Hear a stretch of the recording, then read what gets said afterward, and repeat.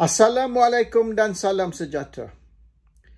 Kerajaan Malaysia memberitahu kita bahawasanya haram sekira kita main isu 3R. 3R ni perkauman, agama dan raja-raja Melayu. Okay, race, religion and monarchy ataupun royalty. Saya nak berhujah menentang kenyataan itu. Iaitu tidak haram kalau kita main isu 3R di dalam arena politik. It is not wrong to bring up issues of race, religion ataupun royalty or monarchy di dalam arena politik. It's not wrong. Saya telah cari dalam Quran. Tak ada pun Quran mengharamkan permainan 3R. It's not haram in Islam. It's not wrong in Islam. Dan apa yang diwajibkan oleh Islam, mandatory, ialah amar ma'ruf nahi mungkar. Menegakkan kebenaran dan menentang kemungkaran. Itu wajib. Kalau kita baca Quran, tapi tak ada dalam Quran kata 3R ni haram. It's not haram. It is in fact part of politics, sebahagian dari politik. Saya telah mengambil kursus political philosophy, falsafah politik di University Oxford. Dan saya nak tunjuk dua buku. Ini buku teks ya, the textbook for my course, falsafah politik or political philosophy. Politics, the basics. This is the standard textbook lah kalau kita nak ambil kursus tersebut. The other one, what is politics? Dua-dua buku ni boleh dibeli on Amazon. I bought on Amazon in fact. And it's published, by Oxford. So these are the two textbooks you kena baca. Kalau you nak ambil kursus political philosophy. Dan saya telah ambil kursus tersebut. And apa yang dicakap atau apa yang dikata oleh kerajaan Malaysia ni bohong. Ianya menentang konsep political philosophy, is against political philosophy. So bermaknanya ajaran kerajaan Malaysia ni ajaran sesat. Dan ramai mungkin 99.9% rakyat Malaysia tidak ambil kursus di Oxford macam saya. Jadi mereka terpedaya. Mereka percaya bohongan kerajaan Malaysia. Iaitu 3R ni tak boleh kita nak bangkitkan dalam arena politik. Bahawasanya 3R ni haram di dalam arena politik. That is nonsense. Masa saya kena tahan, saya dipenjarakan 2 bulan di Kemunting. Isteri saya Marina telah hantar berkotak-kotak buku. Boxes and boxes, huge boxes of books. Tak tahulah 300-400 buku kot. Dia hantar setiap minggu dia mari dia bawa buku. Sebab saya baca masa di Kemunting, saya baca satu buku satu hari. Dan apa yang nak buat? 24 jam. You are in solitary confinement tau. Solitary confinement 24 hours. You tidur berapa jam? 6 jam, 7 jam. The balance of the time you nak buat apa? You duduk dalam kotak simen. You're living in a cement box. Tak ada manusia seorang in the whole block. Bukan dalam sel. Satu blok tu ada mungkin dalam 10 ke 12 lockup. Saya seorang. Tak ada neighbor. So I read. That's all I do. I read. And one of the books yang isteri saya hantar, Marina hantar tu, saya baca 3 kali. And I recommend this book yang macam lagi 2 tadi. And this is called The Art of War. The Art of War ni, buku ni ditulis oleh Sun Tzu. And I read this book 3 times. Ini tengok ni. Saya tunjuk lah. Ni. This is my certificate ni. Nampak tu? Can you see that chalk tu? It says Tempat Tahanan Perlindungan Taiping. And this book is censored, ditapis oleh, and block 19. That's my block lah, block 19. You see, this is certified oleh pihak berkuasa Kemunting. Yang buku ni was censored and approved oleh Kemunting untuk saya baca. And saya baca buku ni 3 kali. Now, what I want to stress is this. Buku ni tebal. I mean, I'm not going to read the whole book to you. You see, this whole book is tebal. So, I'm going to read the important parts, The important parts. So, you listen properly. The Art of War by Sun Tzu. The main idea of the art of war is, he will win who knows when to fight and when not to fight. He will win who knows how to handle both superior and inferior forces. He will win whose army is animated by the same spirit throughout all its ranks. And he will win who prepared himself waits to take the enemy unprepared. That's the falsafa, the philosophy of war by Sun Tzu.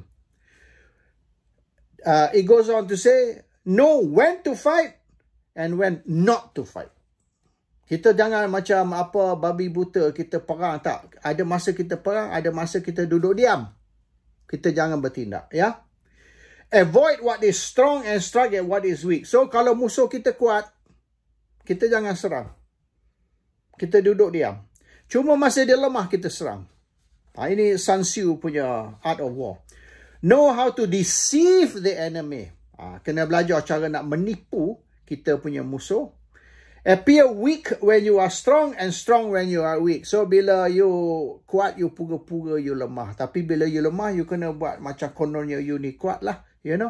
Know your strengths and weaknesses. You kena kenali diri sendiri. Kenali diri sendiri makna kekuatan you, kelemahan you. Setiap orang ada kekuatan dan ada kelemahan. You kena kenal kekuatan dan kelemahan. It's very important. Okay. The first rule of war is to survive. The first rule of war is to survive. One of Sun Tzu's tactics for securing the advantage is to draw the enemy out. So, kita jangan masuk ke dalam sarang musuh ataupun gelanggang musuh. Jangan. Kita kena tarik musuh kita keluar dari gelanggang dia, masuk ke gelanggang kita. So, we draw the enemy out of his advantage, bring it into our advantage. Alright. By drawing your opponent out, you cause them to give up their advantage. So, kalau musuh kita duduk di dalam gelanggang dia, dia ada advantage. Bila kita tarik dia keluar, masuk gelanggang kita, dia hilang advantage tersebut. This is very important. And kita kena guna deception. Kita kena guna tipu helah. Deceive them so that dia orang confused. Jadi dia orang termasuk perangkap kita. This is how we win the war.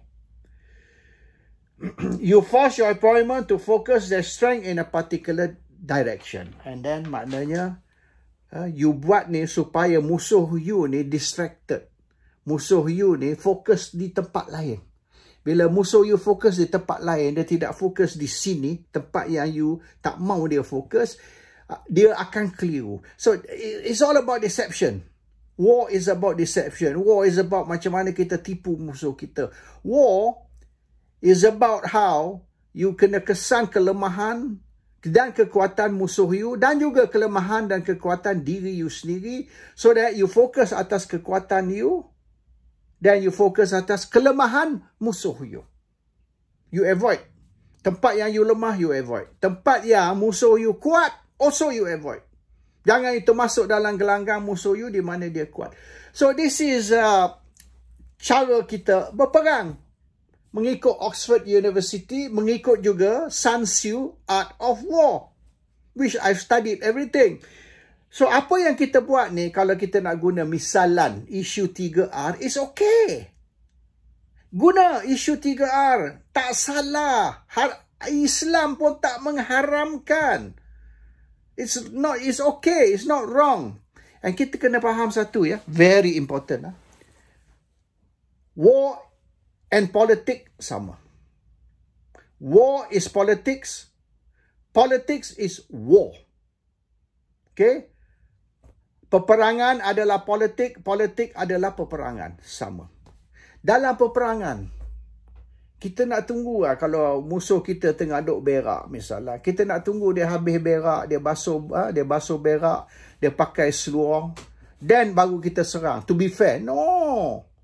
Kalau kita tangkap musuh kita tengah berak, kita tembak masa dia tengah berak.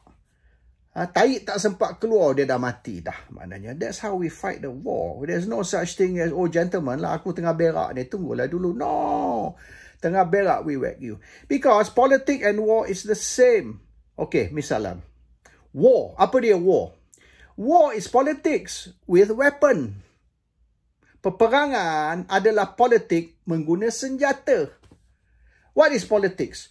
Politics is war without weapon.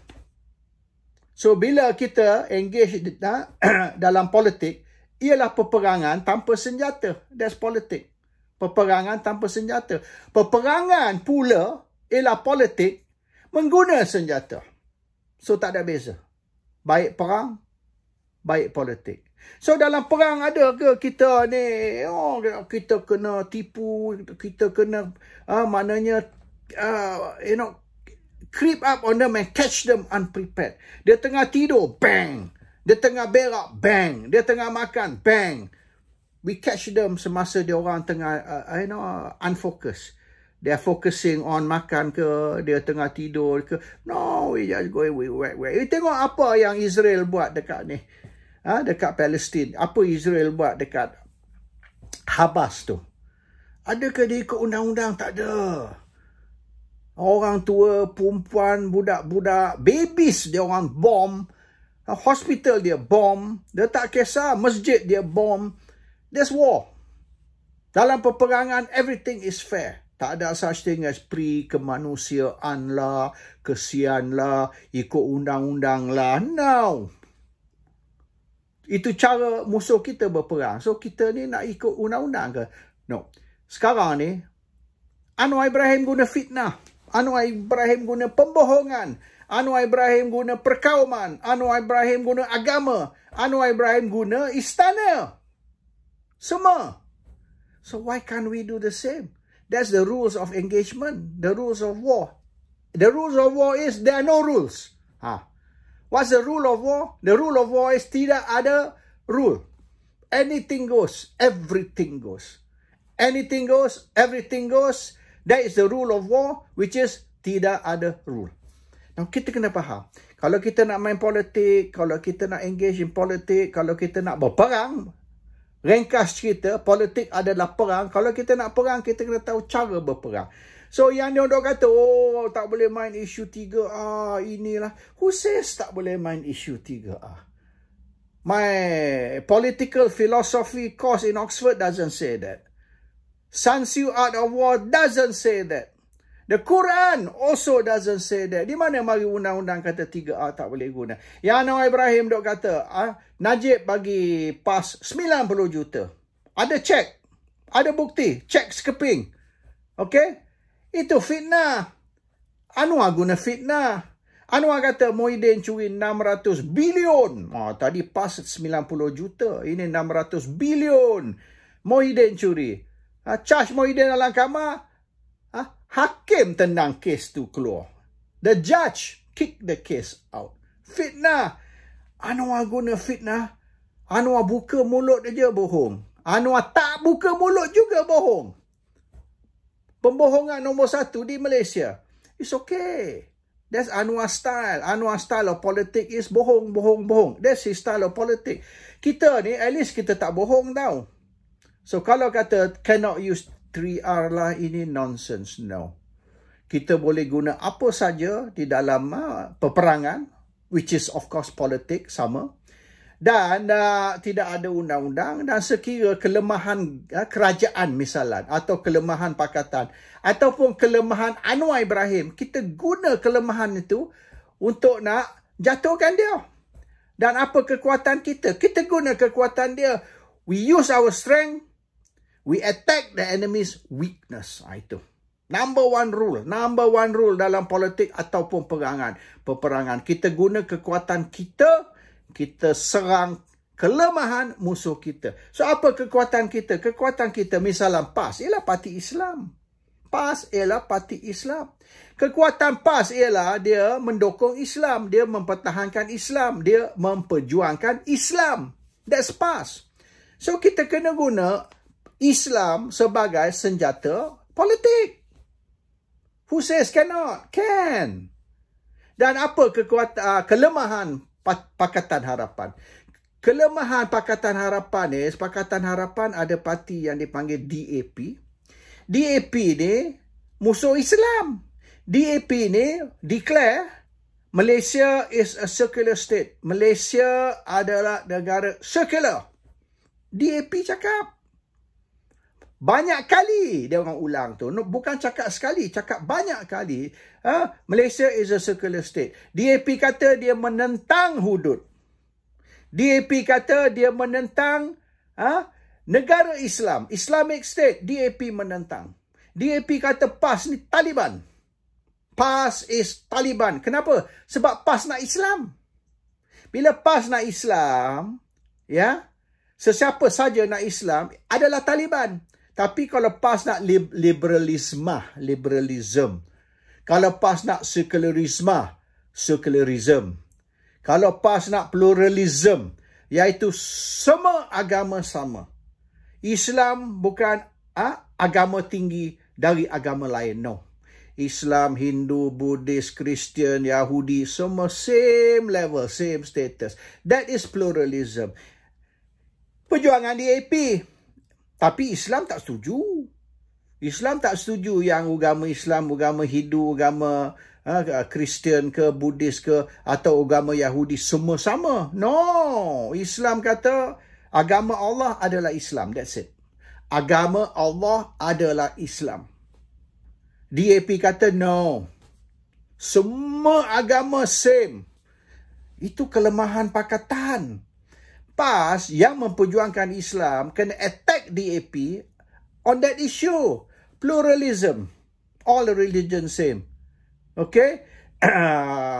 Menentang artikel 153, iaitu tidak ada keistimewaan untuk orang Melayu. Kita nak amalkan meritokrasi sama macam Singapura. Secularism. Kita Pakatan menentang negara Islam. And then juga menentang hukum hudud. RUU 355 dia orang menentang. Itu belum lagi potong kepala, potong tangan. Dia orang dah menentang. So ini kelemahan Pakatan Harapan. And PAS memperjuangkan Islam. Itu kekuatan. So kita guna kekuatan Perikatan Nasional ataupun PAS. Dan kita serang kelemahan Pakatan Harapan, iaitu mereka menentang Islam. What's wrong? That's fact. Kita tak boleh kata sekarang kita mengguna agama ataupun kita telah melakukan kesalahan mengguna 3R. No. Use it. Guna habis-habis isu 3R. Sebab itu kelemahan kerajaan, itu kekuatan pembangkang. So kita kena guna kekuatan kita, kita kena serang kelemahan kerajaan, which is 3R. Isu agama. Okay, you nak abolish artikel 153. You nak adakan meritokrasi. Itu akan merugikan orang Melayu. Kita guna isu tu. Dia nak adakan local council election. Pilihan raya PBT. Supaya local council election ni nak start di Kuala Lumpur dulu. Serang. Sebab population Kuala Lumpur, walaupun orang Melayu ramai, tapi orang Melayu tak mengundi di Kuala Lumpur. Orang Melayu mengundi di luar Kuala Lumpur. Yang mengundi majoriti di Kuala Lumpur adalah either Melayu liberal, Melayu tali barut pakatan, ataupun bukan Melayu. Sebab tu, 11 kerusi di Kuala Lumpur, kecuali 1, 10 disapu oleh DAP. 10. Macam mana dari 11 kerusi DAP boleh ambil 10? Itu pun silat-silat DAP akan ambil semua 11 kerusi. If you're not careful, semua 11 tu akan melayang. Macam mana DAP boleh sapu semua kerusi di Kuala Lumpur kalau tak dia orang punya pengundi lebih ramai? Cuba PAS bertanding tengok dekat Kuala Lumpur. Boleh menang tak? UMNO pun tak boleh menang di Kuala Lumpur. Tu saya kata PAS.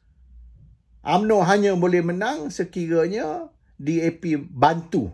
That's the reality. Bermaknanya Kuala Lumpur ni, kalau kita nak cerita politik Kuala Lumpur, is politik perkauman. Racial politics. Siapa kata kita tak boleh cerita pasal isu perkauman ataupun cerita tentang racial politics apabila di Kuala Lumpur, the result of pilihan raya Kuala Lumpur adalah racial base. Siapa menang di Kuala Lumpur bergantung kepada perkauman. So, kalau you ada local election, pilihan raya PBT di Kuala Lumpur, sudah tentu racial issue akan timbul. So, what's wrong with using racial issue di dalam kita berpolitik di Kuala Lumpur atau dalam kita menentang pilihan raya local council? It's got to be racial issue, tak boleh lagi. So, isu agama, isu race dan isu raja-raja. Of course, Anwar jadi Perdana Menteri as a Perdana Menteri minority. Anwar Ibrahim was a minority Prime Minister. Dia tidak ada 2/3 semasa dia jadi. Tapi dia orang guna isu titah agung kononnya. Kononnya titah agung. Bukan titah agung. Tak ada surat kuning. There was no surat kuning from Agong. Agong beri 2-3 solution. Satu solution bubar parlimen. Adakan PRU 16. Oleh kerana tidak ada satu parti yang mempunyai majority. So kita maknanya have a new election. Selepas PRU 15 teruskan dengan PRU 16. The other alternative is gabungan. The other alternative is lantik Anwar yang mempunyai minority tetapi the largest minority sebagai Perdana Menteri. Lepas tu you adakan sidang parlimen and you buat undi percaya ataupun undi tidak percaya di dalam parlimen. Itu saja. Tuanku Sri Paduka Baginda yang di Pertuan Agong mencadang. Dia orang twist, dia kata titah Agong, which is bohong. Agong tak titah. Dan kalau ikut Perlembagaan Malaysia, Agong tak boleh titah. Maknanya, so there's no way Agong kan titah. Sebab dia melanggar undang-undang kalau Agong titah. Tapi dia orang pusing kata Agong titah. Itu isu 3A lah tu. Dia orang main maknanya mengguna istana untuk memberi legitimacy kepada Anwar. Because Anwar is not legitimately Prime Minister of a majority government. Dia Prime Minister of a minority government. Tapi gambaran dia beri ini titah agung. So dia orang pun, Pakatan pun main isu 3A. Dia main isu bangsa, dia main isu agama. Dan dia main isu Raja-Raja Melayu. Dia orang pun buat macam tu. So, apa salah kita juga? We play by the same rules. You are using 3R. I pun guna 3R. You kata haram. Tidak haram. Dalam filosofi, political philosophy, no. Kalau ikut Sun Tzu Art of War, no. Kalau ikut Quran, no. Semua kata no. Semua kata boleh. Halal. Dibenarkan. So, itu yang saya nak cerita hari ini, iaitu yang kerajaan kata tak boleh main isu 3A tu satu pembohongan. Sebab dia orang main. Dia orang tak mau bagi kita main.